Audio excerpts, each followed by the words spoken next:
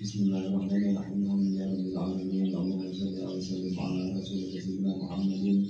Allahumma ya rabbi bina bika islam wa rasulika mujtaba wa ila murtada wa amin ta'ala wa sama wa qulubana min kulli wasfin bi ba'di man syahada wa Muhammadin wa amin salam sunnah wal jamaah wa syukri wa liqa'i ya jalal ikram ya rahim. Wassallallahu ala sayyidina Muhammadin wa alihi wasallam. Alhamdulillahirabbil alamin.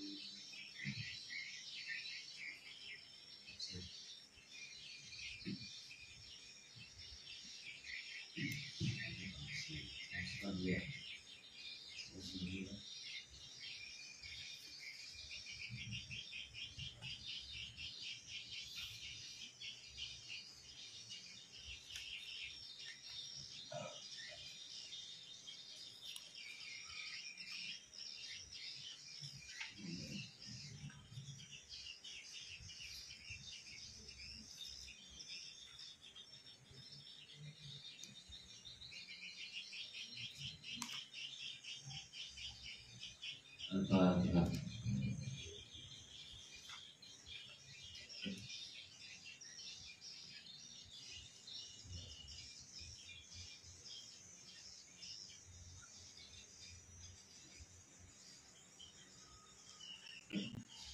Bismillahirrahmanirrahim. Alhamdulillahirabbil alamin. Allahumma shalli ala sayyidina Muhammadin wa ala alihi wasallam. Subhanaka la ilaha illa anta 'allamtana innaka antal 'alimul hakim wa nahdina ila siratal mustaqim wa la hawla wa la quwwata illa billahil 'aliyyil 'azhim. Rabbi shrah li sadri wa yassir li amri wa hlul 'uqdatam min lisani yafqahu qawli.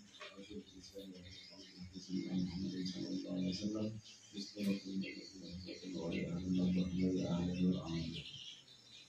Bismillahirrahmanirrahim. Qala mu'allif rahimahullah ta'ala wa nafa'ana bi 'ilmihi bi jami'i halaman 135.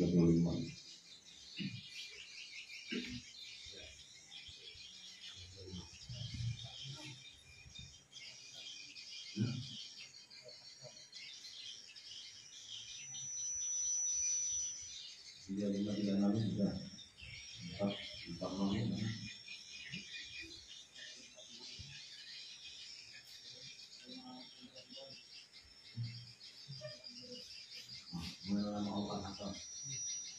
halaman 140.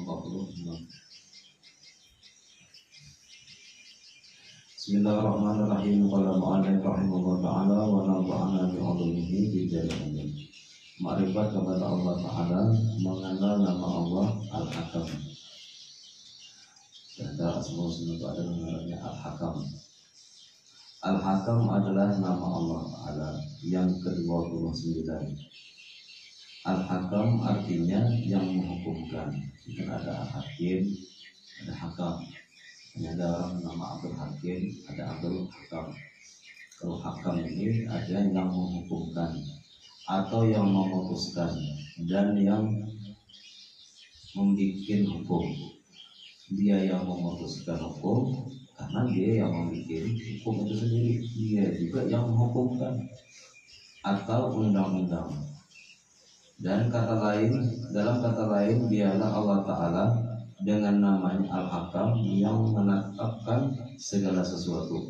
Menetapkan hanya secara hukum wajib, haram, fardu, sunnah, bukan hanya itu hukumnya, tapi apapun yang terjadi di alam ini itu ketetapan Allah. Karena Allah mempunyai nama Al-Hakam. Dia memutuskan apa yang diinginkannya, apa yang ingin diciptakannya atau tidak diciptakannya. Itu Al-Hakam juga. Seseorang yang ingin meneladani nama Allah Ta'ala Al-Hakam, maka tidak boleh tidak dirinya harus memiliki 9 macam sifat. Boleh tak kita meniru sifat Allah Ta'ala? Boleh tak kita meniru nama-nama Allah Ta'ala? Boleh. Tapi tidak semuanya boleh. Contohnya apa? Akbar, At-Tabir, Ya Dzal Jalalul Ikram, Ya Dzal Jalal tidak boleh. Apa lagi? Yang sombong, ada sombong. Yang maha sombong itu Allah Ta'ala. Kita ikuti, Allah kita hanya sombong juga kayak Tuhan. Tidak kawan. Ar-Rahman, Ar-Rahim boleh diikuti. Jadi seseorang yang ingin meneladani nama Allah Ta'ala Hakam, maka tidak boleh tidak dirinya harus memiliki 9 macam sifat, sebagaimana diisyaratkan dalam urutan nama-nama Allah dari Al-Hakam. Kita tarik kepada 9 nama sebelumnya, 9 nama sebelum Al-Hakam. Ada yang disebut dengan Al-Alim. Al-Alim artinya yang mengetahui. Jadi ada yang belajar. Berarti kita mengikuti asma Allah Al-Alim, Al-Qadir, apalagi Al-Basit yang mengkhabat, yang menarik, Al-Basit yang menguraikan. Misalnya gini, ada pemaksiat yang jelas-jelas pemaksiat minta duit dengan kita, yang duit tadi digunakan untuk maksiat. Apakah kita memberi itu ada? Ada anak kita memberi, berarti kita mengikuti Al-Qadir. Kita mengikuti asma Allah Al-Qabid yang menahan. Dan anak memberi dengan pemaksiat ini, karena takut uangnya digunakan maksiat. Ada orang yang rajin sembahyang, menuntut ilmu, datang kepada kita minta bantuan, minta tolong, kita berikan atau tidak? Berikan. Berarti kita mengikuti asma Allah Al-Basit, murah. Kita menguraikan, memberi. Ada Al-Khafid yang merendahkan, ada Al-Rafi', ada Al-Mu'izzu, ada Al-Mudillu. Datang seseorang yang ahli maksiat, orang zalim, orang yang suka menyakiti kaum muslimin, itu kita mengikuti nama Allah Ta'ala Al-Khafid. Jangan diangkat-angkat dia, jangan dipuji-puji dia. Al-Khafid kita rendahkan. Ada orang sombong, dibalas dengan sombong, Al-Khafid. Kita hinakan dia dengan sifat sombong. Kan sedekah, sombong terhadap orang yang sombong itu sedekah. Al-Khafid, kita ikuti nama Allah Al-Khafid. Ada ulama, ada orang alim, ada para penuntut ilmu. Ar-Rafi, kita muliakan, kita angkat dia. Ar-Rafi, ikuti nama Allah Ta'ala ini. Al-Mu'izzu yang memuliakan, ada tamu, kita muliakan. Berarti kita mengikuti nama Allah Al-Mu'izzu. Al-Mudillu yang menghinakan para ahli maksiat, ahli riba, dan ahli-ahli yang lain. Ada yang kada baik, Al-Mudillu, kita hinakan. As-Sami yang maha mendengar. Kalau kita mengikuti nama Allah Ta'ala yang As-Sami, maka kita disuruh mendengarkan sesuatu yang baik-baik, ilmu, Al-Quran, mendengarkan suara-suara yang baik. Berarti kita menggunakan As-Sami-nya Allah Ta'ala. Cara mengamalkannya, jadi belajar Asmaul Husna ini bukan hanya mengetahui asma-nya Allah Ta'ala saja, tapi disuruh mengamalkan asma-nya. Al-Basir yang maha melihat. Amalannya kita melihat kebaikan-kebaikan yang Allah berikan kepada orang lain, jadi yang baik-baiknya aja. Kemudian barulah Al-Hakam. Kalau timbul kita amalkan, kita bisa memutuskan yang mana baik, yang mana buruk. Yang baik kita hukumkan baik, lalu bisa mengamalkan kebaikan itu. Al-Hakam pada kita. Yang pertama modalnya tadi Al-Alim, harus alim dulu. Allah Ta'ala diberi nama Al-Hakam. Allah Ta'ala dia bernama Al-Hakam, bukan diberi nama. Allah Ta'ala dia bernama Al-Hakam karena dia memiliki 9 nama-nama tersebut. Jadi seseorang yang meneladani Al-Hakam ini, yang pertama, ia harus punya sifat alim. Ia ini punya ilmu pengetahuan atau kepandaian, harus cerdas, harus pintar.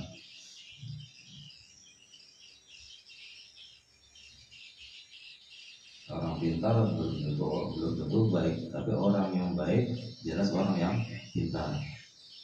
Ini harus ada ilmu pengetahuan. Yang kedua dan yang ketiga, ia harus punya Al-Qabid dan Al-Basir, yakni mampu mengecutkan hati orang-orang yang jahat dan mampu menyenangkan hati orang-orang yang benar.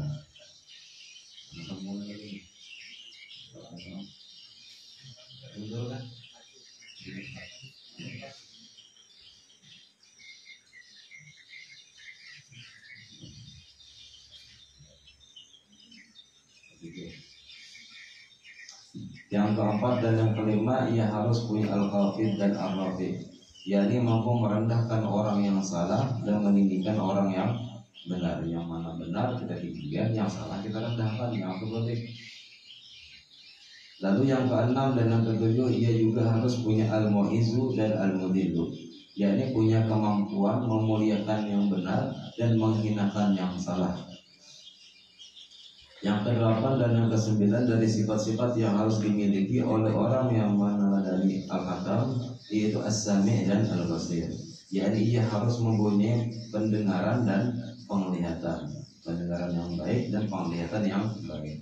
Itulah syarat-syarat bagi seseorang yang ingin menjadi seorang yang al-hakim, menjadi hakim, Abdul Hakim, atau menandani nama Allah Ta'ala al-hakam, yaitu mampu melaksanakan sifat-sifat tersebut. Biasanya kita sebut apa al-hakimnya? Hakimnya bijaksana, menempatkan sesuatu pada tempatnya, bijaksana atau adil.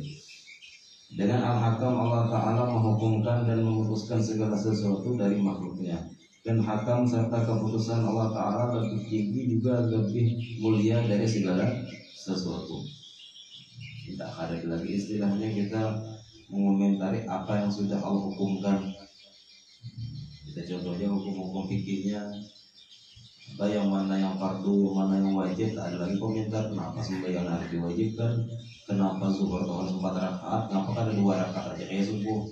Maka ada tak bisa lagi komentar kan? Itu sudah Allah mau memutuskan segala sesuatu.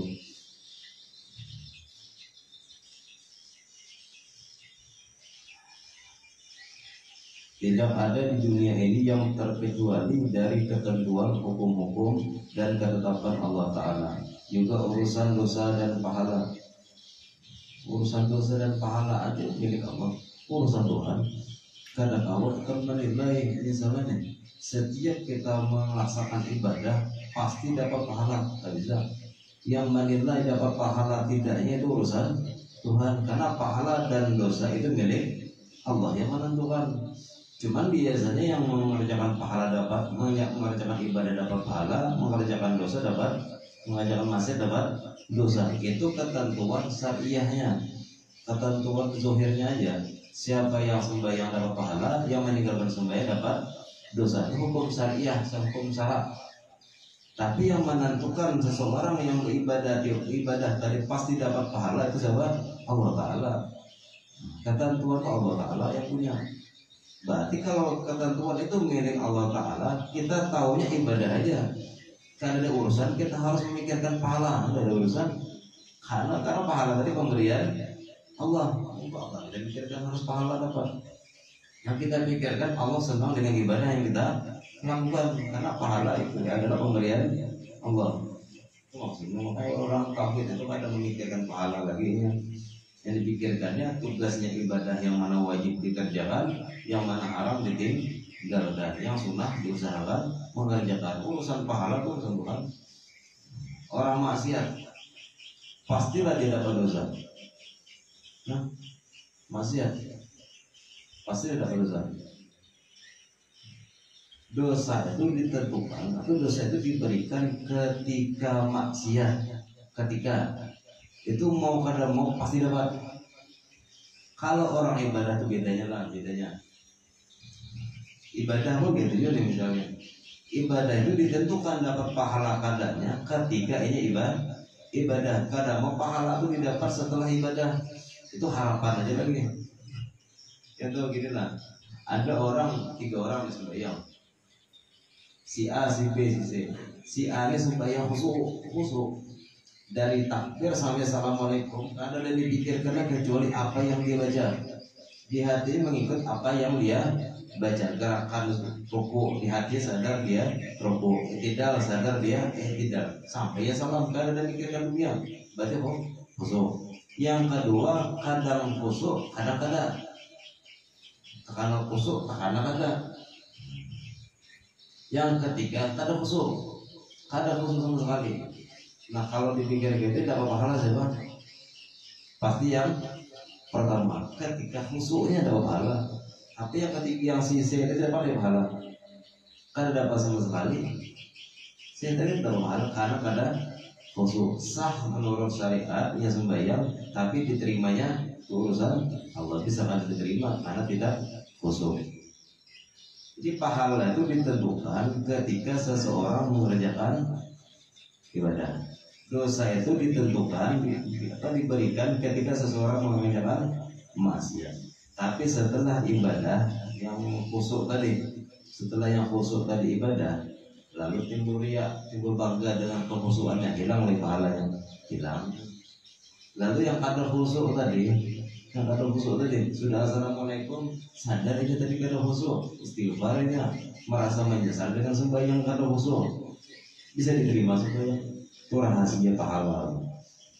Si maksiat tadi, lagi maksiat ditentukan dapat dosa, tapi belum pasti neraka lagi. Dosa dapat sudah nih. Kalau ia mati dalam keadaan mengerjakan dosa, hanya dapat siksa di neraka. Tapi matinya ini setelah melakukan dosa. Rahasia lagi, seseorang meninggal setelah maksiat, apakah bisa ditentukan inya sul khotimah? Tidak bisa. Kamunya lagi mati dan lagi bermaksiat, mati itu bisa sul khotimah. Lagi maling, misalnya ini barang-barang apa, ini kita masuk ke rumah orang, si maling masuk ke rumah orang nih, ini barang yang akan dimalingi, anggaplah ini duit. Pas lagi hana mengambil, mati sul khotimah. Lagi hana mengambil, sul khotimah kan? Sul khotimah karena ada niat untuk mengambil. Tak ambil sudah. Lagi megang barang yang mati, sul khotimah. Sul khotimah nih.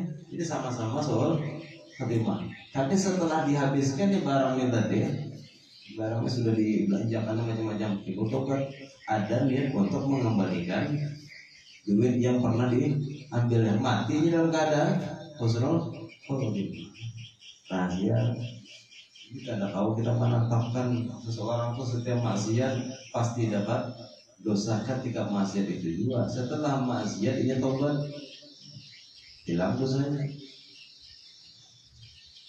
Karena Al-Hakam tadi siapa? Allah Ta'ala yang menghukumkan, menentukan, yang menetapkan dosa bagi pemaksiat, pahala bagi beribadah, bukan kita.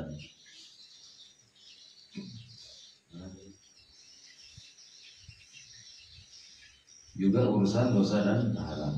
Tidak ada seseorang yang berdosa dan yang mendapatkan pahala melainkan sudah keputusan dari Allah Ta'ala. Jadi kesimpulannya secara jelas supaya nyaman diartikan, setiap manusia, setiap kita dan setiap hamba yang Allah akan tentukan mendapatkan pahala, Allah tentukan juga yang melakukan ibadah. Itu kesimpulan yang mana juga. Kalau Allah sudah menyiapkan pahala, maka Allah kehendakinya berbuat ibadah. Jadi setiap kita beribadah, barangkali mendapatkan pahala, karena Allah sudah menyediakan pahalanya. Buktinya Allah berikan taufik hidayah untuk ibadah. Tapi bukan memastikan adalah tidak ada seseorang pun yang berdosa dan yang mendapatkan pahala melainkan sudah keputusan dari Allah Ta'ala juga. Tidak ada seorang pun yang menanggung atau mewaris dosa orang lain. Mewaris dosa orang lain. Anaknya nakal, anaknya majalnya kalau sembahyang, anaknya mewarisi dosa kuitan. Ada kuitan dia dosa anak lain lagi saya. Dan itu dosa warisan. Tidak ada seseorang mewaris atau mendapatkan pahala milik orang lain. Itu secara asal. Si kuitannya orang tuanya sembahyang, si anak ada sembahyang, lalu si anaknya dapat pahala dari sembahyangnya orang tua. Mau gitu? Si orang tua ada sembahyang, anak sembahyang. Apakah orang tua dapat pahala dari anak tersebut? Tergantung orang tua sudah ada mendidiknya dalam ibadah. Amun kada sudah mendidik agama, anak yang berusaha supaya beribadah, yang dapat pahala siapa? Si anak tersebut. Orang tua ada dapat. Lain halnya orang tua masukkan anak ke pondok pesantren, disuruhnya untuk pendidikan agama, disuruh untuk ibadah. Si anak ibadah, maka pahala dapat orang tua. Ada momen asal lahir anak biarkan buang ke anda ke tengah jalan, marah orang-orang mampir. Atau lahir anak pesantren, marah anak biarkan dia kalau diomposi, marah ada mau gitu. harus ada usaha dari orang tua ya. Diongkosi, ya kan, dinafkahi.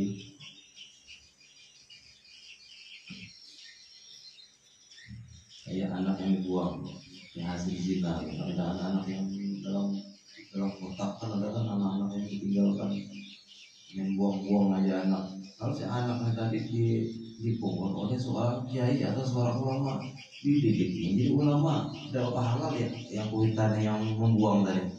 Ada dari sekali membuang kalau udah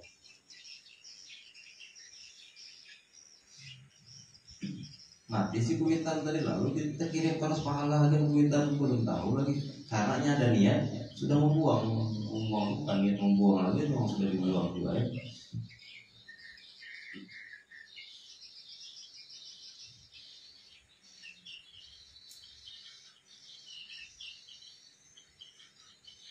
Nah kita kayak dalam tasawuf, dalam tasawuf itu misalnya kita memiliki sesuatu, pakaian enggak, atau benda atau tempat yang tempat tadi dipakaikan orang untuk ibadah, tapi kita yang punya tempat ini tidak mengakui itu tempatnya tempat kita. Nah kita ini mula tempat mengaruhnya musola tanpa sepengetahuan orang kampung, kita bikin musola dengan duit kita sendiri nih, jadilah musola tadi. Lalu ditanyakan orang, kau kayak mula musola nih ada? Ada. Dipakaikan orang untuk ibadah musola tadi dapat pahala yang membuatnya tadi tanpa ada pengakuan inya memiliki musola tadi dapat pahala dapat. Karena tidak mesti harus diakui itu tentang kalau tasawuf kayak itu. Tapi kalau secara fikihnya yang punya musola itu ada mengakui itu miliknya, lalu datang orang lain mengakui itu miliknya, jadi milik siapa? Ini si Ali punya musola, anggaplah aku isi musola nih, musola aku misalnya. Lalu datang orang lain nih mencari siapa pemilik musola, tapi aku tidak mengaku musolaku. Tiba-tiba Joni datang, bilang pun musola nih, secara fikih sah Joni, secara fikih sah, secara tasawuf saya milik tetap apa ini musola. Jadi seolah Joni ini kan waris itu. Ada yang ada sama sekali yang mengakui, misalnya kau dapat apa namanya mencangkul dapat emas, warisanmu emas, apa boleh emasnya? Padahal ampun datuk ini berarti ampun datuk siapa, ampun kai siapa misalnya, ampun kai orang, ampun duitan orang, tapi kita yang mencampur dapat emasnya tadi, milik siapa emasnya? Milik kita.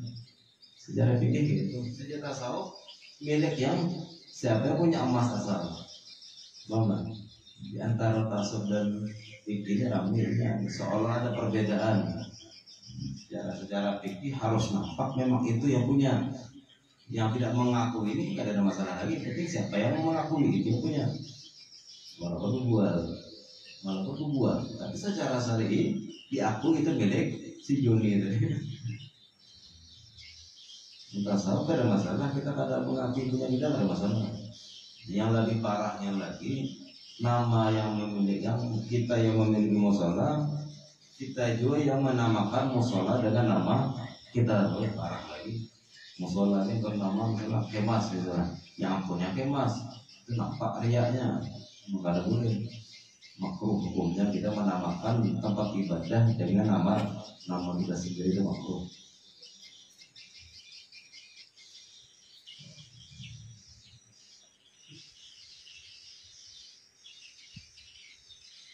Dosa dan pahala adalah hasil dari perbuatan seseorang itu sendiri, dan ini sudah ketetapan Allah.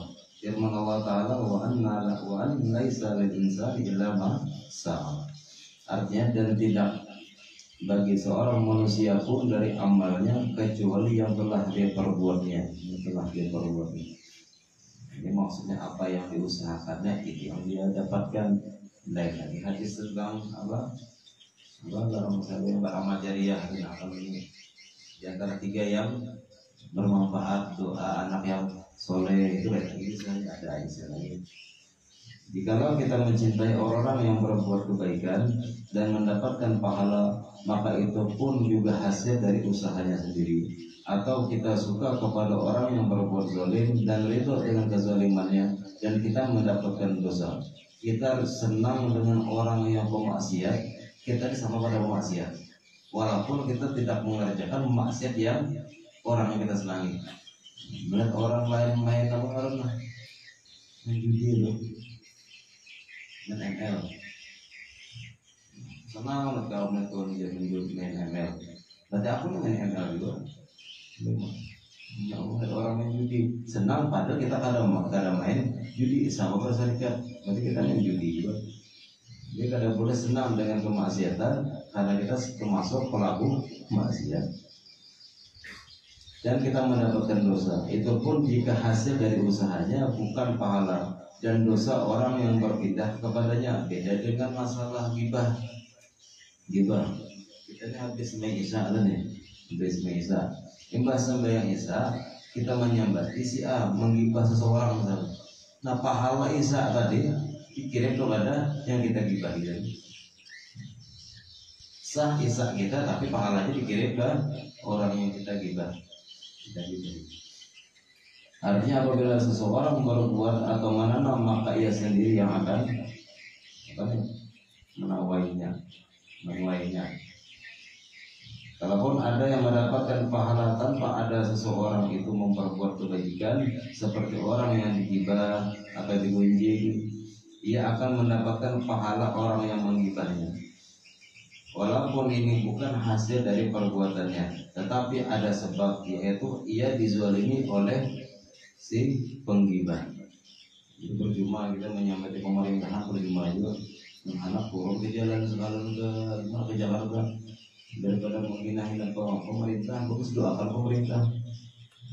Nah, kalau kita menghinakan presiden atau bupati atau yang lainnya, sama kita menggibah, dapat pahala si presidennya, rugi kan?